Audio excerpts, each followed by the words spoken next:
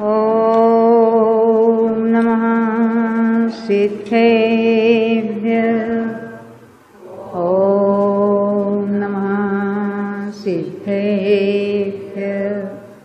ॐ नमः सिद्धेभ्यः। ॐ शुद्धात्मने नमः। नमो अरिहन्ताणं नमो सिद्धाणं नमो आयर्यां नमो वर्षायां नमो लोये सवसाहुनं करि अभाव भव भाव सब सहज भाव निज पाय जय अपुनर्भव भावमय भय परम शिवराय। जिनेंद्र भगवान की वाणी में हमें चारों ही अनुयोगों का उपदेश प्राप्त हुआ है। उसमें से जो करणान योग के बहुत सारे ग्रंथ है उनमें गोमटसार कर्मकांड ग्रंथ है। किसने लिखा था? नेमिचंद सिद्धांत चक्रवर्ती ने। और उसकी अनेक टीकाएं हुई थी। उनके आधार से पंडित टोडरमल जी ने सम्यक ज्ञान चंद्रिका भाषा टीका ढूंढारी भाषा में लिखी हुई है। उसी के आधार से यहाँ जो भाव चूली का अधिकार है कर्मकांड का, उसमें जीव के 5 भावों का वर्णन है और उसकी हम यहाँ चर्चा कर रहे थे। हमने देखा है जीव के ये असाधारण भाव है, इसको कहते हैं जीव के स्वतत्व है। तो कौन कौन से है वो भाव? औषमिक, शायिक, शायोपशमिक, औदयिक और पारिणामिक।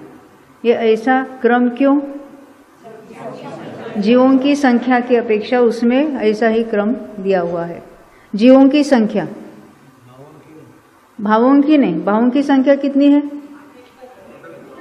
औपशमिक के 2, शायिक के 9, शायोपशमिक के 18, औदयिक के 21 और पारिणामिक के 3। तो भावों की संख्या की अपेक्षा ये क्रम नहीं दिया है। तो कैसे दिया है? उस भाव वाले जीव कितने हैं उसकी अपेक्षा से यहाँ हमने उसका क्रम निश्चित किया है। हमने नहीं लिख किया है। सूत्र में भी यही क्रम दिया है और ये 813 नंबर की गाथा में भी यही क्रम बताया है। तो कितनी है संख्या? औपशमिक भाव वाले जीव कितने हैं? हाँ, असंख्यात यानी सम्यक्तवर्षी। औपशमिक सम्यक्त्व वाले जीव मैक्सिमम कितने पाए जाते? तो असंख्यात। और औपशमिक चारित्र वाले तो संख्यात हो गए। दूसरा नंबर क्षायिक भाव वालों का। क्षायिक भाव वाले किसको लेना? अनंत सिद्ध और उसमें से चौथे गुणस्थान से वो क्षायिक समय दृष्टि, उसी में वो असंख्यात जीवों की संख्या उसमें हम मिला दे। तो मेरा प्रश्न है क्षायिक समय दृष्टि, अभी सिद्धों को बाजू में रखो। चौथे गुणस्थान वाले क्षायिक समय दृष्टि जीव कितने हैं? असंख्यात।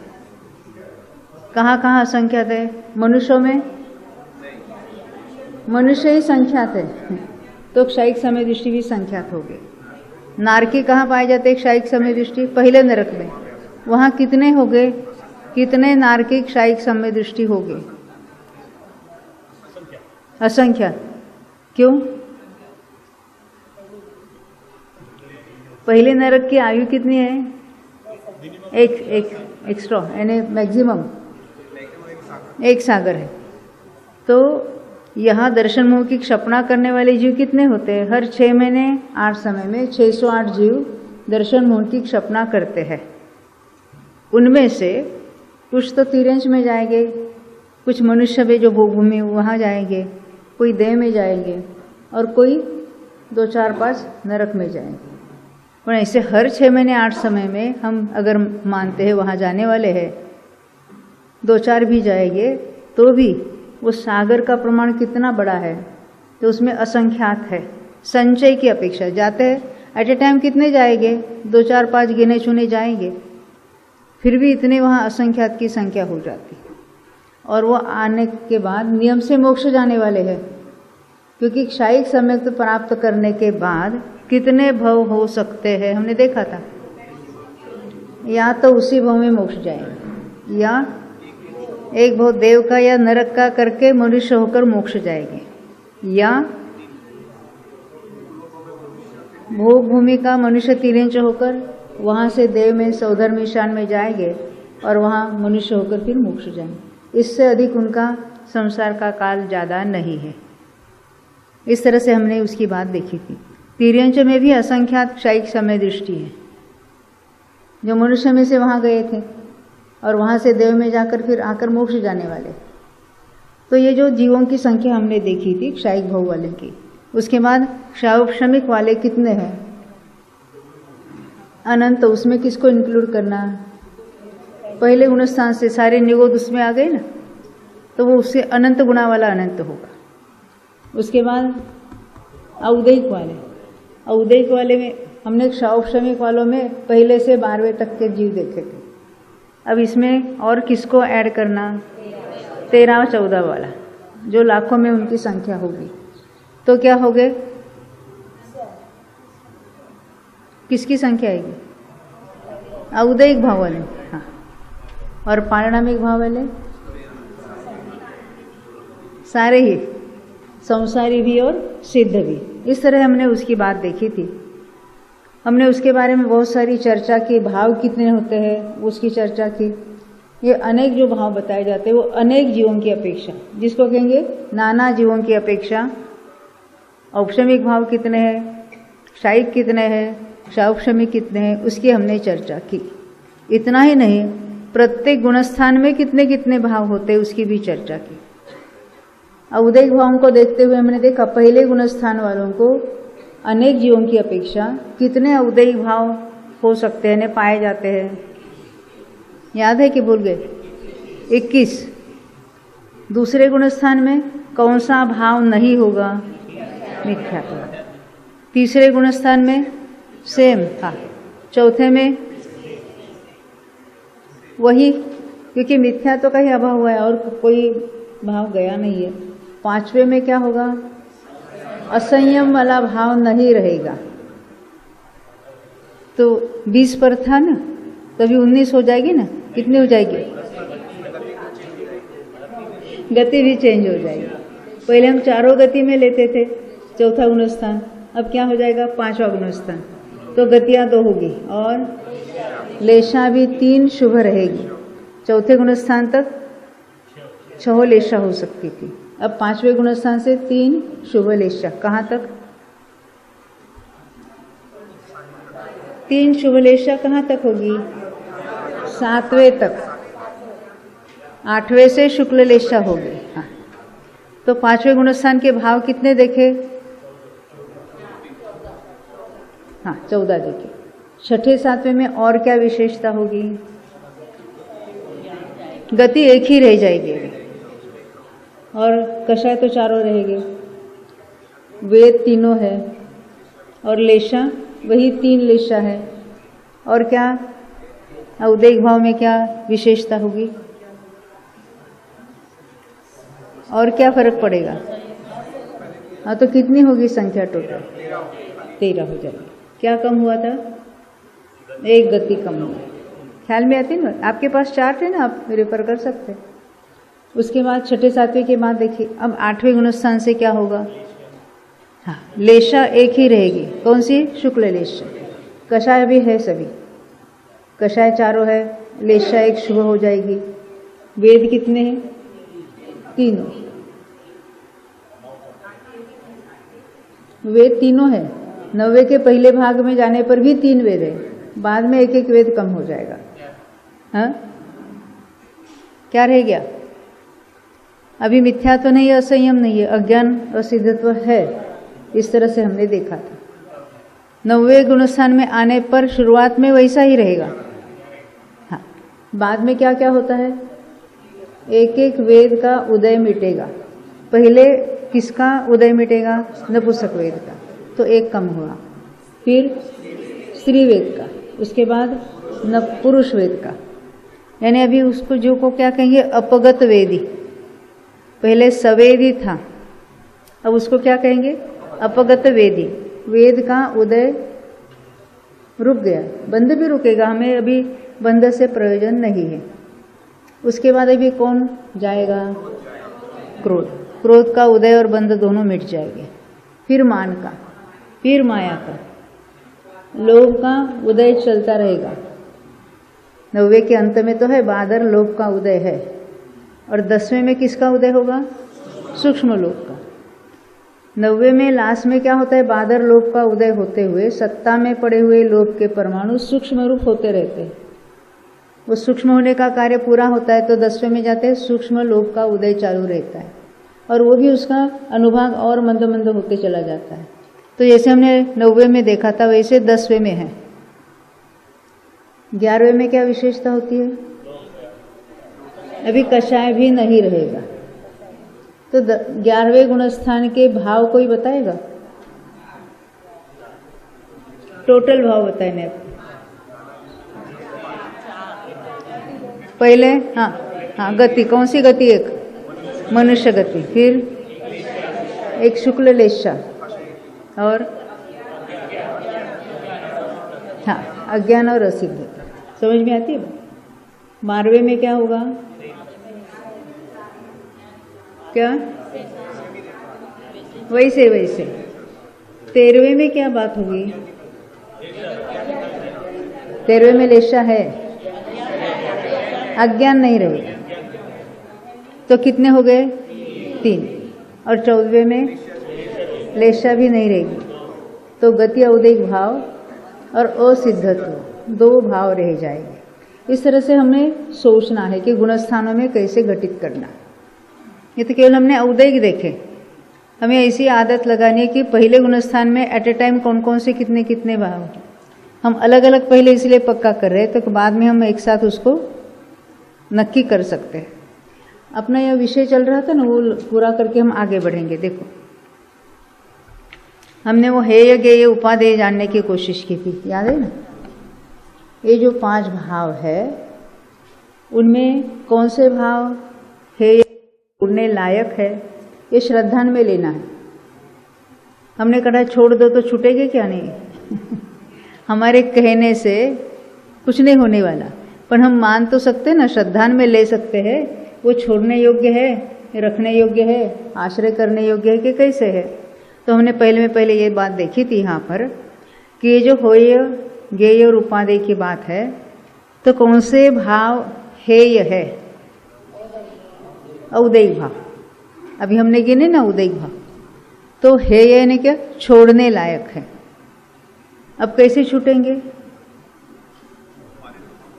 पारिणामिक भाव का आश्रय लेकर छूटेंगे, क्योंकि जितना जितना हम उसका आश्रय लेना है ना, क्या समय दर्शन ज्ञान चारित्र प्रकट होना। आश्रय किसके द्वारा आश्रय लेंगे, पहले उसको नक्की करेंगे, उसको जानते रहेंगे, यानी श्रद्धा ज्ञान और चारित्र आचरण लीनता उसी में होगी। तो क्या होगा, औपशमिक भाव प्रकट होगा, और क्रम से औदिक भाव नष्ट होते चले जाएंगे। एकदम सभी नष्ट नहीं होने वाले, उसका क्रम भी अभी हमने देखा था। तो देखिए औदिक भाव हेय है, औपशमिक भाव तथा साधक दशा का क्षौपशमिक भाव, इस पर हम आए थे। एक क्षौपशमिक भाव कब से था, अनादि से थे। अब यहाँ कुछ अलग बात कह रहे हैं, उसको उपादेय कह रहे हैं, और उसका नाम क्या दिया, साधक दशा का क्षौपशमिक भाव। इसका अर्थ कोई बताएंगे, हाँ साधक किसको कहेंगे, जो सम्यक दृष्टि है उसको साधक कहेंगे। तो अभी जो पहले नहीं था ऐसा कौन सा क्षौपशमिक भाव वहाँ उत्पन्न हुआ है, क्षौपशमिक सम्यक्त्व। तो कहते हैं साधक दशा का क्षौपशमिक भाव और क्षायिक भाव। पहले औपशमिक लिया यानी औपशमिक सम्यक्त्व, साधक दशा का क्षौपशमिक यानी क्षौपशमिक सम्यक्त्व, और क्षायिक भाव यानी क्षायिक सम्यक्त्व यानी सम्यक दशा। ये प्रकट करने की अपेक्षा उपादेय है, आश्रय करने को नहीं कहा, प्रकट करने की अपेक्षा। आश्रय किसका करेंगे तो ये प्रकट होगे, पारिणामिक भाव का आश्रय करेंगे तो ये प्रकट होगी। सबसे पहले औपशमिक सम्यक तो होगा प्रथम उपशम, बाद में वो क्षोपशम सम्यक तो होगा, कालांतर से जब उसका क्षय करने का प्रोसेस होगा तो क्षायिक सम्यक तो प्रकट हो जाएगा। और कहते हैं पारिणामिक भाव आश्रय करने की अपेक्षा परम उपादेय है। आश्रय करना है, किसको जानना है, पारिणामिक भाव को। कैसे जानना है, स्वरूप से, मैं रूप से उसको जानना है, क्योंकि वो कैसा भाव है, नित्य एक रूप कायम रहने वाला अनादि अनंत ऐसा जो भाव है, जो अपना स्वभाव भाव है, तो उसी का लक्ष्य करके उसी में स्थिर होना क्या अर्थ है, उसी को जानते रहना। तब ये सारे जिसको कहेंगे स्वभाव रूप भाव प्रकट होते चले जाएंगे। कहते औदैहिक भाव विकार है, साधक के लिए हेय है, आश्रय करने योग्य नहीं है। कोई भी औदैहिक भाव आश्रय करने के योग्य नहीं है। औपशमिक भाव साधक का क्षौपशमिक भाव साधी शांत है, इसका अर्थ समझेंगे। औपशमिक भाव कौन सा प्रकट हुआ अभी, औपशमिक सम्यक्त्व। औपशमिक सम्यक्त्व प्रकट हुआ, वो कैसा, उसको क्या कहा है, साधी शांत। क्यों, ऐसा क्यों कहा, नहीं था वो उत्पन्न हुआ इसलिए साधी कहेंगे। शांत क्यों कहते हैं, कितने काल तक टिकेगा, अंतर्मूर्त, क्योंकि औपशमिक सम्यक तो कितने काल तक टिकेगा, अंतर्मूर्त। और औपशमिक चारित्र वो भी अंतर्मूर्त। तो यहाँ क्या कहते देखिए, औपशमिक भाव साधक का क्षौपशमिक भाव। अब साधक का क्षौपशमिक भाव ने क्षौपशमिक सम्यक्त्व, वो कितने काल तक टिकेगा, कम से कम कितना और अधिक से अधिक कितना, हाँ हाँ, कम से कम अंतर्मूर्त, और अधिक से अधिक लगातार रहेगा तो 66 सागर में रहने वाला कौन से गुणस्थान में रहेगा, आप कहेंगे, हाँ बोलो, ये हमारे क्या, हाँ रमेश जी, 66 सागर रह सकता है मालूम है, तो कौन से गुणस्थान में रहेगा 66 सागर तक, कौन कह रहे, हाँ हाँ,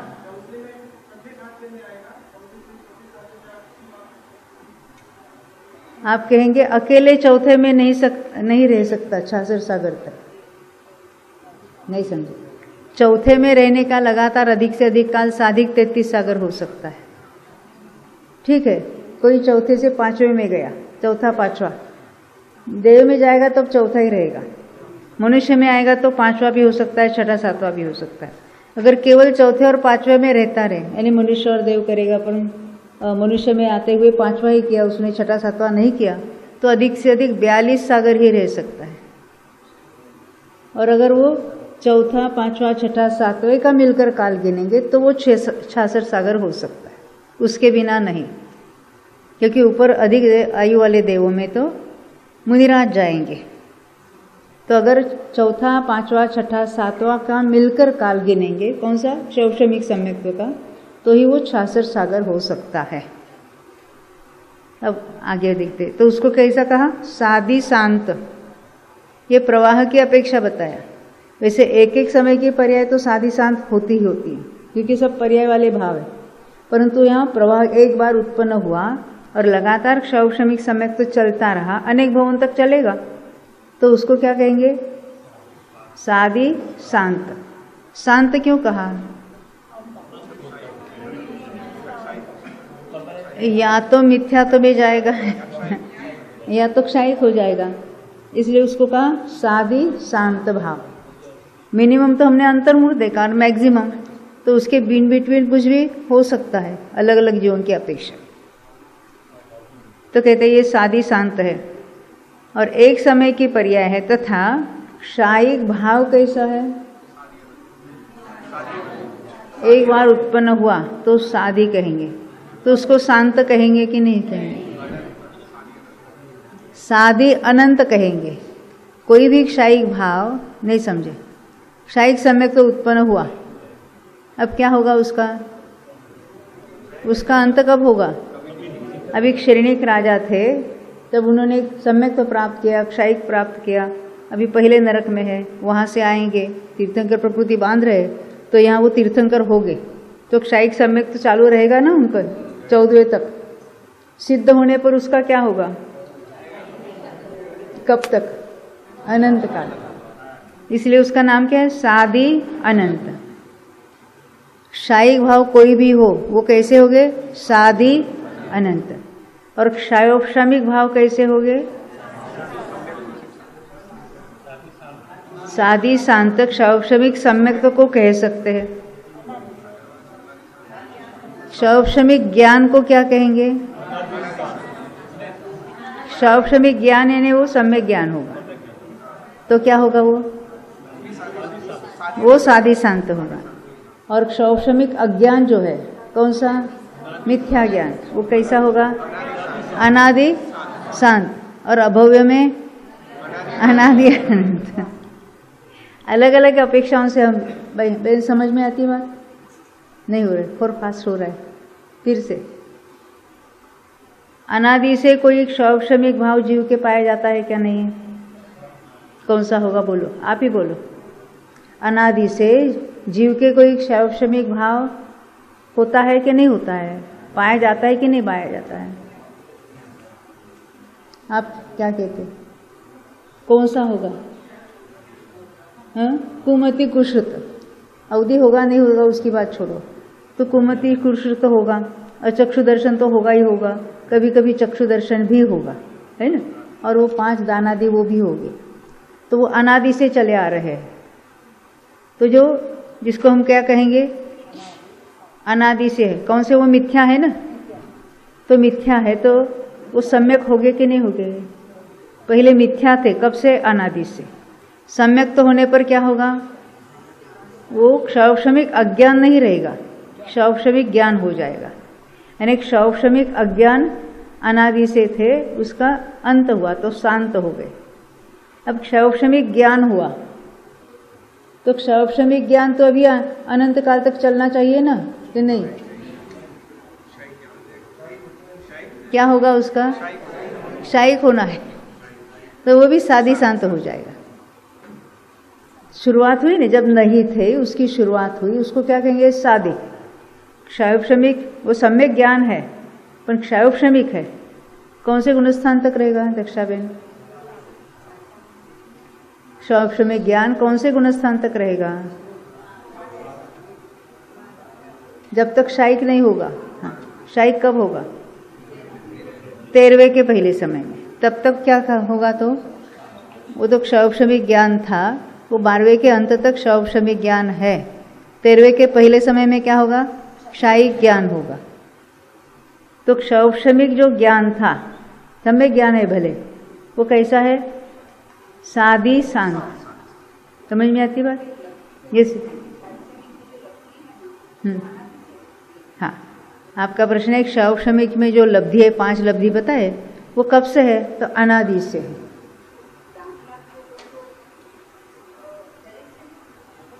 देखो, दान, लाभ, भोग, उपभोग, वीर्य जीव के गुण है।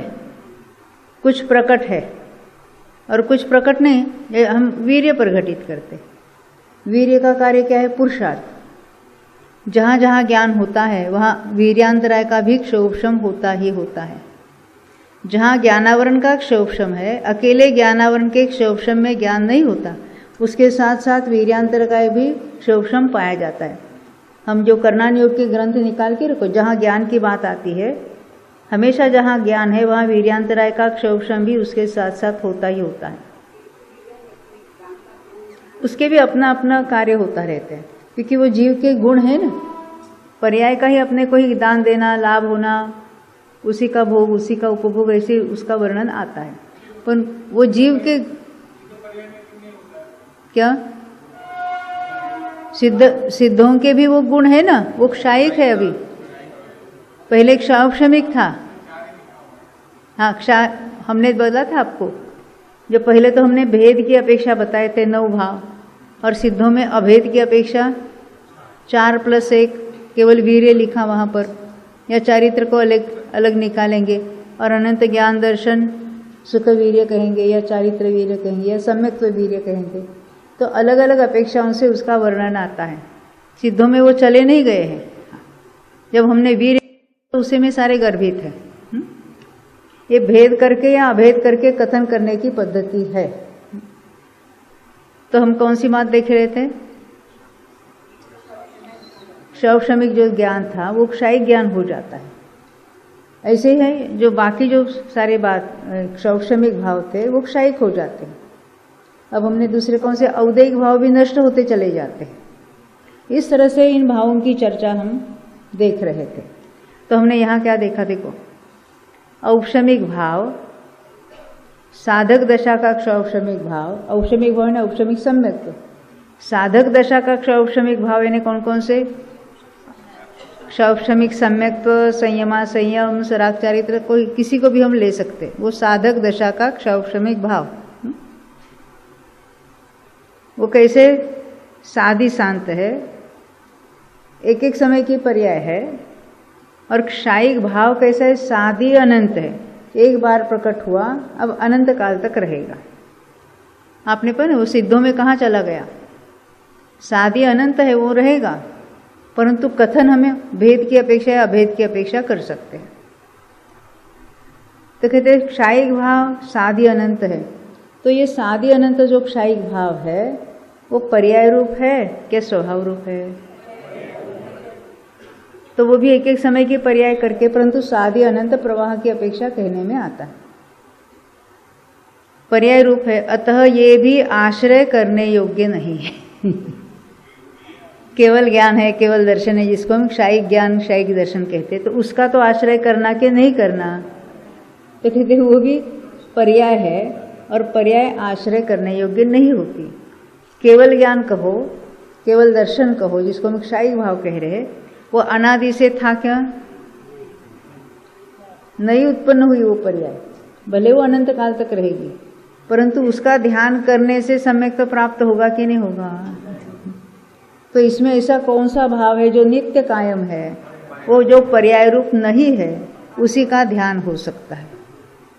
तो कहते पारिणामिक भाव जो कि अनादि अनंत है, वो एक ही आश्रय करने योग्य उपादेय है। हमने क्या देखा? आश्रय करने योग्य। आश्रय करना का अर्थ क्या है?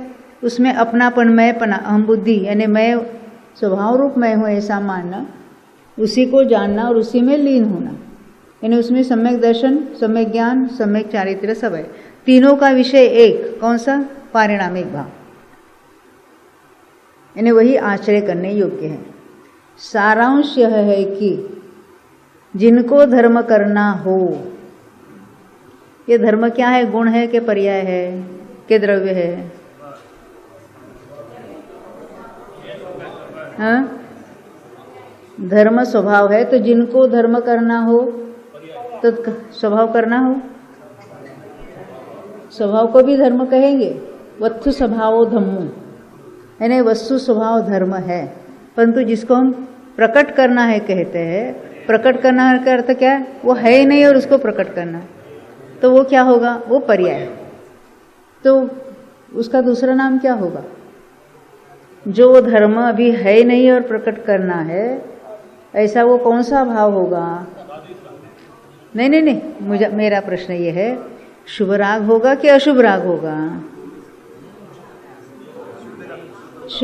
शुभ राग धर्म है कि अशुभ राग धर्म है, ये तो नक्की करो। अरे वो तो अनादि से करते आए, फिर भी हम धर्म करना है कह रहे हैं, यानी वो धर्म नहीं है, अधर्म है, ये तो नक्की करो।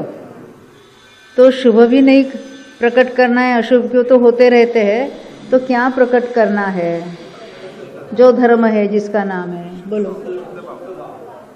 हाँ, दूसरा नाम उसका वीतरागता धर्म कहा है।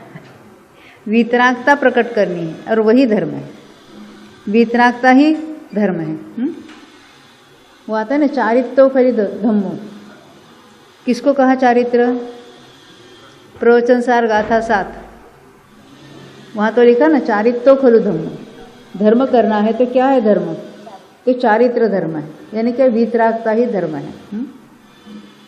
सारांश है कि जिसको धर्म करना हो, सुखी होना हो, तो इसका अर्थ क्या है? हम सुखी होने के लिए क्या क्या करते हैं?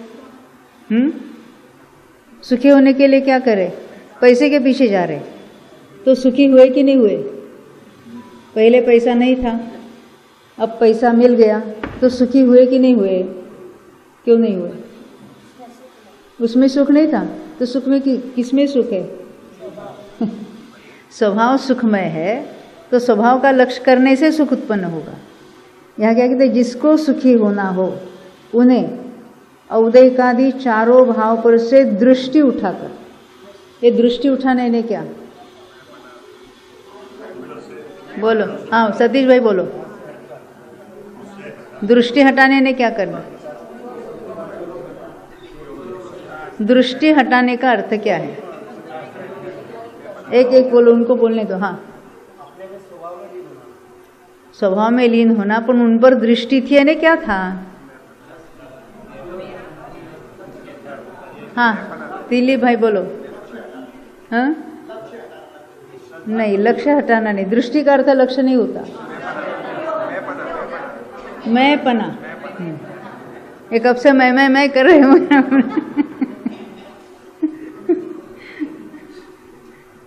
दृष्टि का विषय क्या होता है? मैं। जहांगीर, दृष्टि का विषय क्या है? दृष्टि का विषय हमने समय सार में बहुत पढ़ा।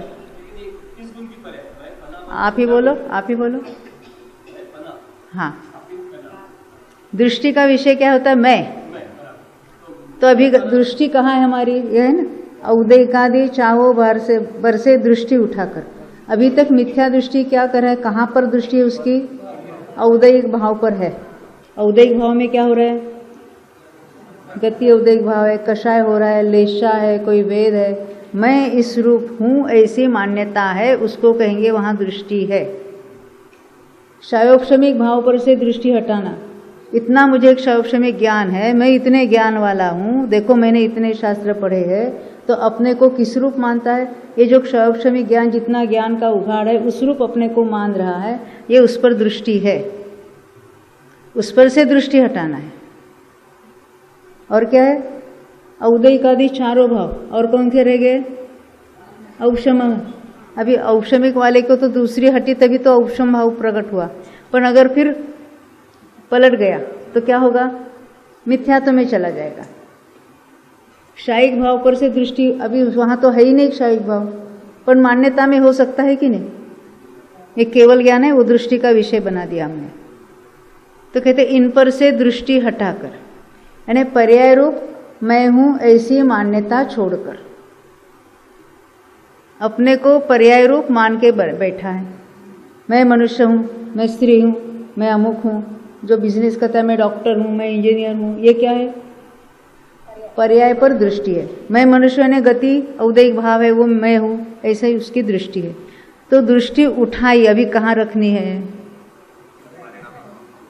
वहां से दृष्टि उठाई तो जीव कहीं ना कहीं अहम बुद्धि किए बिना रहेगा नहीं। ये मोक्ष मार्ग प्रकाशक का वाक्य है। क्या है लिखा हुआ? कि अनादि से, क्योंकि गुण है तो उसका कार्य चलेगा। तो मैं हूं, इस बाबत में किसी को कोई शंका है? कोई भी जीव क्यों न हो, एक इंद्रिय से लेकर पंचेंद्रिय तक, मैं हूं कि नहीं हूं, इसके बारे में किसी को संशय नहीं है। मैं हूं इस बात का हर जीव को एहसास है। भूल कहाँ हो रही है? मैं कौन हूं इसके बारे में भूल हो रही है। मनुष्य ही मैं हूं, ये जो प्रकट ज्ञान की पर है उतना ही मैं हूं, ऐसा उसने मैं का स्वरूप जान के रखा है। तो कैसा मानना है, कैसा जानना चाहिए, उसको पहले स्वभाव को पहचानना पड़ेगा। यहाँ जो पारिणामिक भाव की, जो नित्य कायम रहने वाला पारिणामिक भाव, वो पर्याय रूप उसको नहीं लेना है। तो उस रूप पहले उसको पहचानना चाहिए क्या है, और फिर उस रूप मैं हूँ ऐसी भी श्रद्धा हो जाएगी। वो कब कैसे होगी? स्वाध्याय से होगा, क्योंकि पहले पता ही नहीं ना, मैं कौन हूँ इसके बारे में कोई पता नहीं। जैसे मिथ्या तो अनादि से चला आ रहा है, किसने सिखाया इसलिए मिथ्या तो होगा? वो अनादि से मिथ्या दृष्टि है, किसने सिखाया? शरीर मैं हूँ, ये किसी को सिखाना पड़ता है? परंतु ये जो 7 तत्व संबंधी सही श्रद्धान है, उस सही ज्ञान है जो सम्यक प्राप्त करने के लिए आवश्यक है, वो तो उसको सीखना पड़ेगा। जैसे मिथ्यात्व नेचुरली हो ही रहा है, ऐसे किसी को बाय चांस जाते जाते ऐसे सम्यक तो होगा, बिना सही जाने होगा कि नहीं होगा? नहीं होगा। उसके लिए उसको जानना आवश्यक। क्या जानना आवश्यक है? मोक्ष मार्ग का स्वरूप है। जैसे देव का स्वरूप, गुरु का स्वरूप, शास्त्र का स्वरूप, मैं कौन हूँ उसका स्वरूप, पर कौन है उसका स्वरूप, और वो बातें जिनेंद्र भगवान ने बताई हुई होनी चाहिए। ये आवश्यक कंडीशन है, क्योंकि मोक्ष दिलाने वाले तो दुनिया में बहुत सारे पड़े हैं, और जिनेंद्र भगवान के नाम पर भी उपदेश देने वाले बहुत है, परंतु वो सही है या नहीं, उसकी जो परीक्षा करना, इतना तो विवेक अपने को होना चाहिए। यानी जब हम शास्त्र स्वाध्याय करते हैं तो कौन सी बात सही है, कौन सी गलत है, इतना तो हम निर्णय कर सकते हैं कि नहीं सकते? उतनी तो बुद्धि होनी ही चाहिए। लौकिक में तो हम बहुत सियाने हैं, बहुत चतुर है। मोक्ष मार्ग प्रकाशक में लिखा है ये बहुत चतुर है, परंतु यहाँ क्या कहते हैं? मूर्खता करता है। लौकिक में कितना भी पढ़ा लिखा क्यों ना हो, चाहे जैसा उसको जो कोई सोकॉल्ड गुरु मिले, वो जैसा कुछ उपदेश दिए तो उसको मान लेता है। वहाँ बिल्कुल परीक्षा नहीं करता है।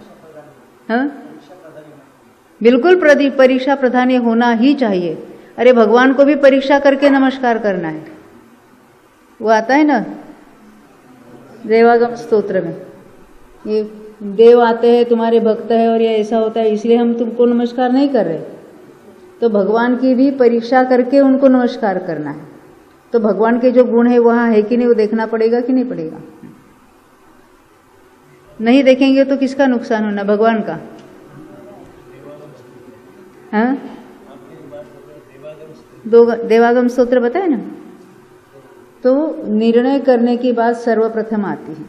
फिर उन्होंने जो उपदेश दिया है, अब उन्होंने उपदेश दिया वो तो सही था, पर उनके नाम पर जो उपदेश हमें प्राप्त हो रहा है वो सही है कि नहीं, इसको भी निर्णय करना पड़ेगा। क्योंकि पूर्वाचार्यों ने ग्रंथों की रचना की, उसके बाद उसमें भी किसी ने कोई तो हेरा फेरी कर दी है। तो हमारे हाथ में जो माल आ रहा है वो सही है कि नहीं सही है, इतनी बुद्धि अपने को होनी चाहिए, और उस स्वाध्याय से वो बुद्धि की प्राप्ति होगी। लौकिक में तो बहुत सियाने हैं ना, क्यों? ये किसी ने आपको लाख रुपए दिए, कैसे नोट बराबर देख के लेते हैं कि जाली नोट का कोई उसने थमा दिया आपको, चलेगा कि नहीं चलेगा?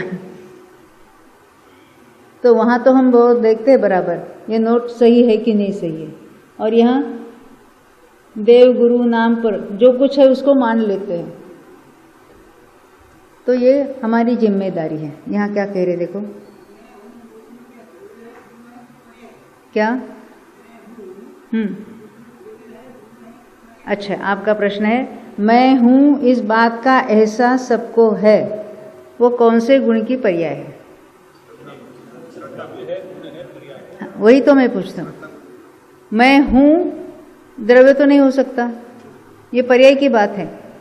वो कौन से गुण की पर्याय मैं पूछ रही हूँ? हाँ, श्रद्धा गुण की पर्याय है। मैं पना है ना, वो तो श्रद्धा गुण मैं मानती है। तो किसमें मैं मान रही है? अभी तक इसको शरीर में, और जो कोई विकारी भाव हो रहे उसमें मैं पना मानते, वो मिथ्या है, खोटी श्रद्धा है। तो सही है ने सम्यक श्रद्धा कब कहलाएगी? जो सचमुच मैं हूं उसमें मैंपना की बुद्धि। तो ये पारिणामिक भाव जो है, स्वभाव भाव जो है, उस रूप मैं हूं, ऐसी जब सही मान्यता होगी तो हम कहेंगे सही दृष्टि, सम्यक दृष्टि, यथार्थ दृष्टि। देखो आपकी आवाज नहीं आ रही है भैया। क्या क्या?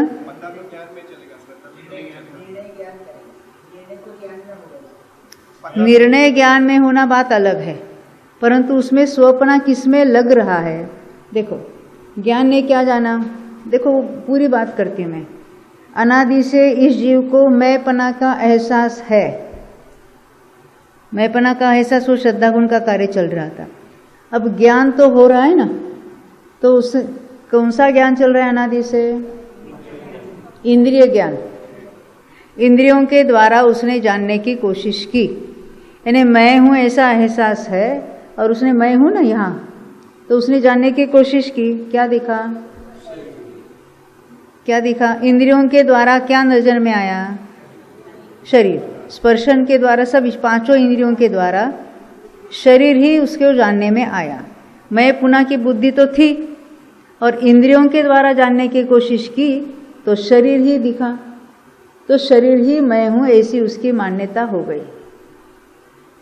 ज्ञान ने कार्य किया ना, क्या किया? जानने का किया। किसके द्वारा जाना? इंद्रियों के द्वारा जाना। तो इंद्रियों के द्वारा क्या जानने में आता है? जीव के पुद्गल के धर्म धर्म आकाश काल, पुद्गल ही जानने में आए।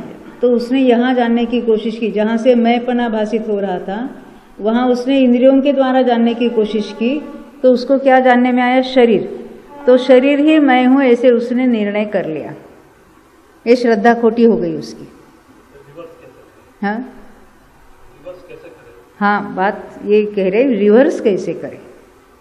रिवर्स कैसे कि इंद्रियों के द्वारा जानने की कोशिश करेंगे तो कभी भी असली मैं जानने में नहीं आएगा। हाँ, तो पहले कैसे करें? इसके लिए आगम के द्वारा हम भगवान का स्वरूप, अपना स्वरूप सब नक्की करेंगे।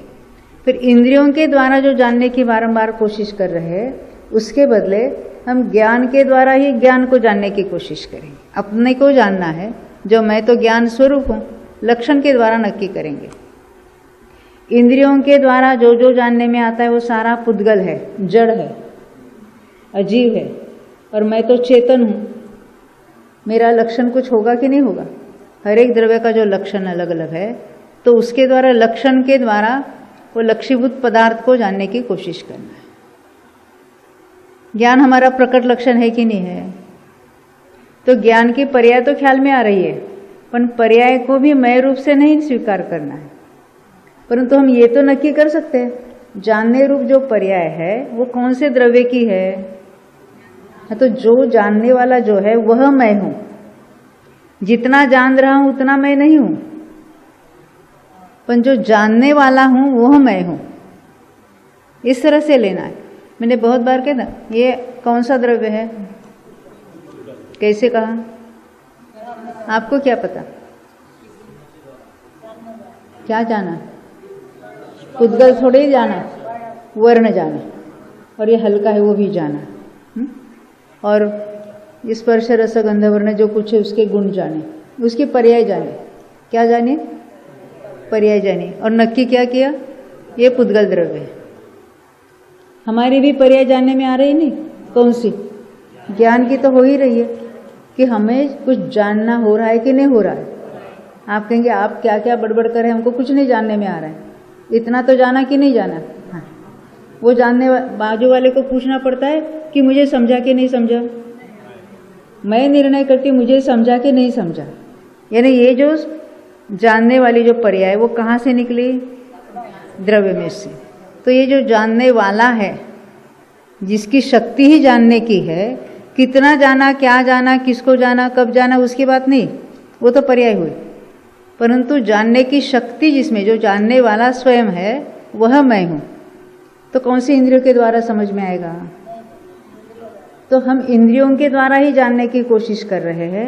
अब इंद्रियों के द्वारा नहीं, पर मन से तो जानेंगे कि नहीं जानेंगे? तो मन से क्या जानेंगे? जो देखा हुआ है, स्पर्शा हुआ है, सुना हुआ है, उसी को मन के द्वारा याद करेंगे, उस पर विचार करेंगे। परंतु हमें आत्मा को तो ना देखा है, ना जाना है, कुछ नहीं है, तो कैसा करेंगे? तो लक्षण के द्वारा पहले उसको नक्की करेंगे। हाँ, उसमें भी मन वालों का प्रयोजन है, क्योंकि जो हम आगम से समझेंगे उसको निर्णय में वो मन का वहाँ निमित्त बनेगा, पर मन के द्वारा डायरेक्ट जानने में नहीं आएगा, ना ही वचन से कि शब्दों से जानने में आएगा। तो इसीलिए आगम का थोड़ा अभ्यास से ये प्रैक्टिस हमें ही करनी पड़ेगी। जहाँ जहाँ इंद्रियों के द्वारा पर का लक्ष्य होगा, वहाँ वहाँ राग द्वेष हुए बिना रहेंगे नहीं। अभी प्रवचन सार में बहुत अच्छी तरह से समझाया। तो अपने को स्व लक्ष्य करना पड़ेगा। तो स्व लक्ष्य करना है, इन्हें क्या करना? तो जो पर का लक्ष्य है तो उसमें स्व कौन और पर कौन इतना तो निर्णय करना पड़ेगा, और फिर स्व का लक्ष्य करना है, नहीं उसी को जानते रहना है। अब ये कहने के लिए बहुत आसान है हो नहीं रहे ना, हर एक का प्रश्न तो यही है, परंतु उसी को हाँ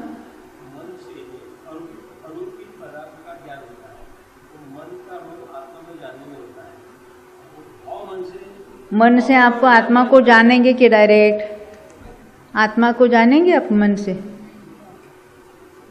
आपने धर्म द्रव्य को जाना कि नहीं जाना? कैसे जाना? आगम से जाना। ऐसे आत्मा को केवल आगम से जानने से अनुभव होगा कि नहीं होगा? भगवान ने कहा धर्म द्रव्य, अधर्म द्रव्य, आकाश द्रव्य, काल द्रव्य है, उसका ऐसा ऐसा स्वरूप है, वैसे ऐसे नमित्त हुए कहाँ है, कितनी संख्या में है, कितने प्रदेशी है, सब जाना। उसको जानना कहेंगे कि नहीं जानना कहेंगे? जानना कहेंगे। कैसा? परोक्ष। परंतु परोक्ष जानना कहेंगे। ऐसे आत्मा को भी आत्मा नाम की चीज है, असंख्यात प्रदेशी है, उसमें अनंत गुण है, सब हमने याद किया तो अनुभव हुआ कि नहीं हुआ? उसको जानना कैसे कहने? आगम से जाना। परंतु हमें तो प्रत्यक्ष जानना है, अपने ही ज्ञान के द्वारा अपने को ही जानना है। ये हमने शब्द ज्ञान किया है, आगम से जानना है। तो शब्द ज्ञान आत्मज्ञान नहीं है। हमने क्या किया? शब्द ज्ञान किया, फिर उसको बराबर याद में रखा, और हमें आत्मा का अनुभव करना है। तो अभी हम क्या कह रहे हैं? अपने आप को क्या बता रहे हैं?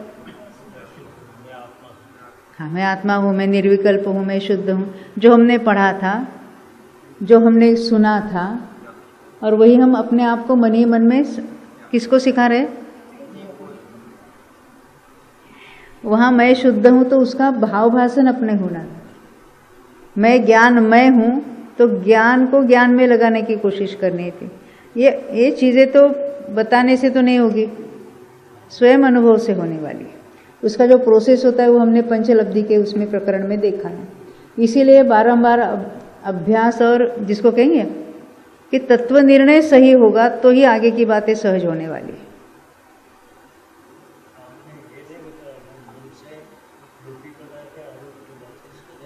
हाँ, आपका प्रश्न है मन से रूपी पदार्थों को जानेंगे कि अरूपी को जानेंगे? दोनों जाएंगे, पर हमने कैसा? परोक्ष जाना। देखो, ऐसा शास्त्र का जीवकांड की गाथा है कि केवल ज्ञान और शुद्ध ज्ञान में कोई अंतर नहीं है। आप कहेंगे कोई अंतर नहीं है? हाँ, कितना अंतर है? वो प्रत्यक्ष जानते हैं और शुद्ध ज्ञानी परोक्ष जानता है। केवल ज्ञानी ने कितने द्रव्य जाने? 6 द्रव्य। और आपने कितने जाने? आपने भी 6 जाने। नहीं जाना? हम आगम से जाना ना। देखो, केवल ज्ञानी ने बताया, वो हमने सुना या बराबर पढ़ा, और हमने भी नक्की किया यहाँ 6 द्रव्य है। उन्होंने बताया वो जीव अनंत है, पुद्गल अनंत अनंत है, हमने भी जाना। तो हमने सही जाना क्या गलत जाना? सही जाना। उन्होंने प्रत्यक्ष जाना, हमने परोक्ष जाना। कैसे परोक्ष जाना? हम गए पैथोलॉजिस्ट के पास, वो हमारे पैथोलॉजिस्ट चले गए, तो हमने खून की जांच करवाई, तो आपकी ब्लड शुगर उन्होंने लिख कर दी, आपको रिपोर्ट लिखित रूप से। तो हमने आपको पूछा आपकी शुगर, ब्लड शुगर कितनी है? तो आपने बोली बताया फला फला है, फास्टिंग इतना है और पोस्ट लंच इतनी है। तो आपने जाना कि नहीं जाना? कैसे जाना? आपने प्रत्यक्ष चेक कराया था? आपको क्या पता? देखो, हमारे पास रिटर्न रिपोर्ट है, तो उस पर कितना विश्वास है?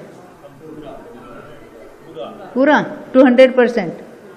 और आगम पर कितना विश्वास है? वो भी लिखित रूप से है। बिल्कुल विश्वास नहीं है। पहले तो वहाँ एक question mark, how is it possible? पहला ऐसा लगता है, ऐसा क्यों हो सकता है, ऐसा क्यों नहीं हो सकता? क्योंकि वहाँ तर्क लगाना चाहते हैं और अपने को बहुत ज़्यादा बुद्धिशाली समझता है, और ऐसे तर्क लगाता है जो आगम से विरुद्ध हो, उल्टे तर्क लगाना चाहता है ना? तो इसको कहेंगे, जैसे केवल ज्ञानी ने बताया है, एक होता है आज्ञा सम्यक। उसको इतना सरल जीव है ये सर्वज्ञ भगवान ने बताई बात है करके वो पूरा का पूरा विश्वास के साथ उसको एक्सेप्ट करता है और वो सारे तत्वों का निर्णय कर लेता है, तो कहेंगे सम्यक तो हो सकता है उसको।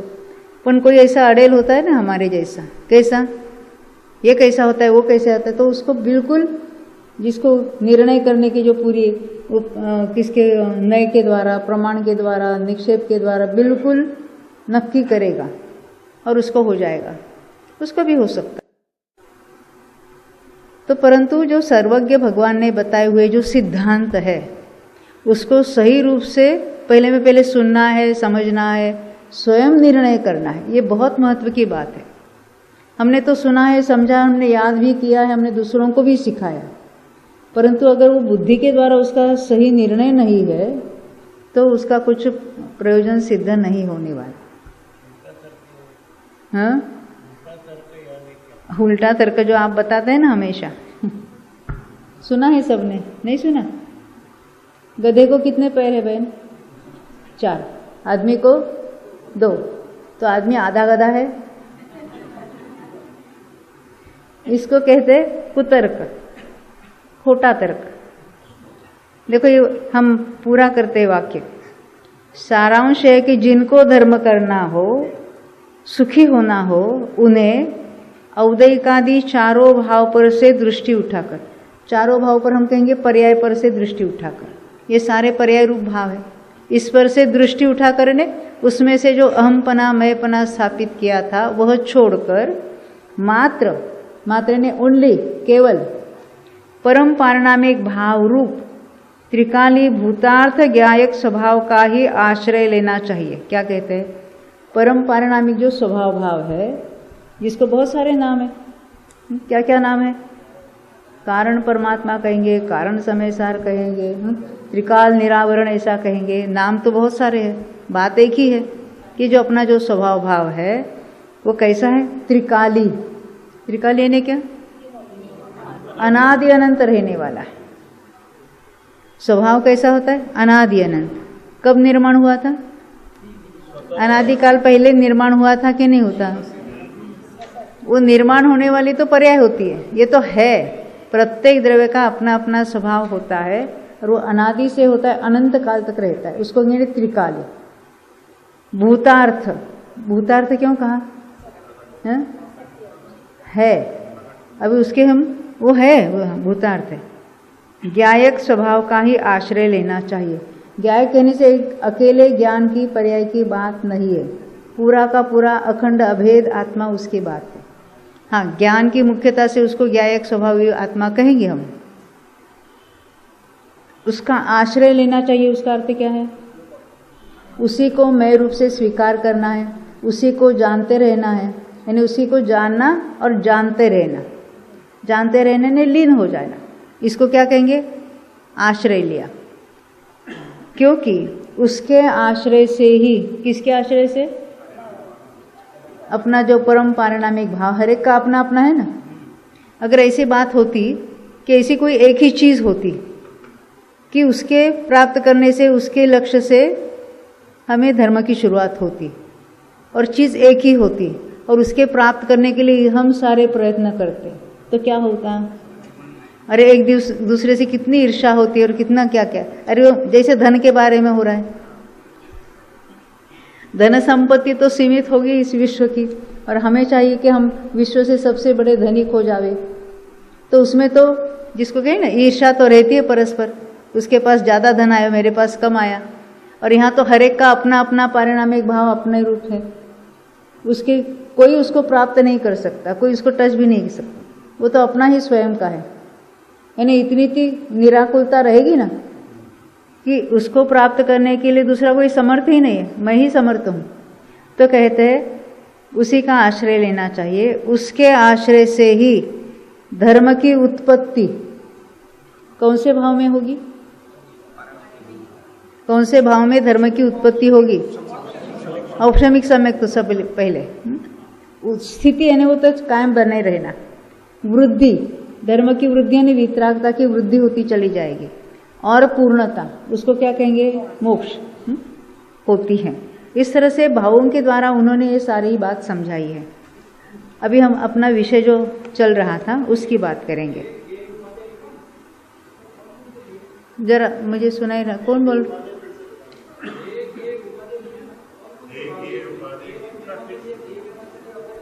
हाँ, जरा उनका प्रश्न रिपीट करना कुंतु भाई। उपादेय में हेय गेय उपादेय है ना। हेय में कौन से लिए हमने? औदैहिक भाव, जो विकारी भाव है, छोड़ने लायक है, बरोबर। उपादेय में आश्रय करने योग्य उपादेय पहले लिया। किसके आश्रय से? स्वभाव के आश्रय से। पारिणामिक भाव जो है वो परम उपादेय, जिसका आश्रय करना है। और प्रकट करने योग्य कौन से है? जैसे औपशमिक सम्यक्त, औपशमिक सम्यक्त, इसको हम औपशमिक भाव, साधक का औपशमिक भाव कहेंगे, साधक का क्षौपशमिक भाव कहेंगे, और साधक का क्षयिक भाव भी कहेंगे। यानी जो सम्यक्त है, चारित्र है, वो प्रकट करने योग्य उपादेय है। उपादेय ने करने योग्य है, वो उपादेय में आए। गेय में सारे गेय रूप ही है। हाँ, सारे ज्ञान के लिए गेय रूप है। जैसे हम 7 तत्वों में जो अजीव को गेय में कैसे गेय है, वो पर है, उस रूप मैं नहीं हूँ, इस तरह से उसको गेय कहा था। वो श्रद्धान की अपेक्षा गेय कहता है। कहाँ? 7 तत्वों में। यहाँ तो वैसा कोई अजीव तत्व नहीं, क्योंकि ये सब अपने ही भाव है ना। तो उसमें कुछ छोड़ने लायक है और कोई प्रकट करने लायक है और कोई आश्रय करने लायक है, उसमें ये बात लगेगी। ज्ञान की अपेक्षा गेय तो सारे हैं। हाँ,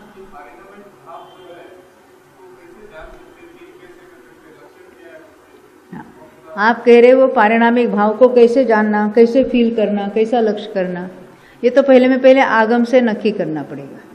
और वो फील करने के लिए दिखाई नहीं देने वाला, पर्याय के द्वारा हम उसको नक्की कर सकते हैं कि ये जानने वाला जो है वो मैं हूँ, और उसमें क्या क्या गुण है, क्या, ये सब हम आगम से बात नक्की कर सकते हैं। अभी हम उसके लिए उदाहरण देके बताएंगे आपको, 1-2 मिनट है। जैसे ये बीज में कितनी ताकत है, कितना स्वभाव है उसका, क्या बनने का स्वभाव है। पूरा वृक्ष, जैसे आम की गुठली है, पूरा आम का वृक्ष बनने का उसकी ताकत है, सामर्थ्य है। अभी वर्तमान में है कि नहीं सामर्थ्य? वर्तमान में सामर्थ्य है कि नहीं? जब बनेगा तब बनेगा, अपन सामर्थ्य वर्तमान में है। तो हम साइंस के स्टूडेंट हैं, तो हमने क्या किया, वो बीज गुठली ली और उसका एकदम स्लाइस निकाला, क्योंकि हमको स्वभाव देखना था। और हमने माइक्रोस्कोप में देखने की कोशिश की, तो दिखेगा कि नहीं दिखेगा? नहीं दिखेगा। अब वो बीज बोई हमने और इतना पौधा हो गया, तो उस पौधे में पूरा वृक्ष होने की सामर्थ्य, स्वभाव है कि नहीं है? कहाँ दिखेगा? कैसे फील होगा? फील कैसे होगा? दिखेगा कैसे? तो हम प्रूव कैसे करेंगे? ये तो हमें वो विचारों में लेकर उसको नक्की करना है। ऐसे ही हम आगम से जो पढ़ेंगे, अनुमान लगाएंगे, उसके द्वारा नक्की करना है, स्वभाव को नक्की करना है। यहाँ ज्ञान की पर्याय होते हुए तो ख्याल में आ रही है, हम सुखी दुखी होते ये तो ख्याल में आ रहे हैं, अपने को राग द्वेष वगैरह होते वो तो ख्याल में आ रहे हैं। और वहाँ तो बताइए दुख रूप भाव है, और तुम तो सुखमय हो, फिर भी दुखी क्यों हो? इस तरह से विचारों के द्वारा हम उसको निर्णय तक पहुँचेंगे। ये अंदर कोई आंख बंद करके स्वभाव दिखने वाला नहीं है, वो अपने ज्ञान में और श्रद्धा में ही लेना पड़ेगा। और अभ्यास के द्वारा तत्व विचार में ये सब बातें हो जाती हैं, क्योंकि जो चीज़ अनंतों ने कर दिखाई है, जो सिद्ध हो चुके हैं, वो भी पहले हमारे जैसे संसारी अज्ञानी थे कि नहीं, मिथ्या दृष्टि अवस्था में थे कि नहीं, और बाद उन्होंने सम्यक प्राप्त किया और अभी वर्तमान में सिद्ध है। हम आप भी जीव है, हमारे में भी ये स्वभाव जो है परिपूर्ण है, वर्तमान में परिपूर्ण है। स्वभाव उत्पन्न ही नहीं होता, अनादि से है। तो प्रत्येक पर्याय के पीछे पूरा स्वभाव विद्यमान है, पर हम पर्याय को कहाँ लगाए बैठे हैं? पर की ओर, उसमें से सुख मिलेगा ऐसा लगता है। उसी पर्याय को स्वभाव सन्मुख करने से जहाँ से सुख है वो प्राप्त होगा, परंतु वो कैसे करना, ये प्रश्न तो हर एक का है।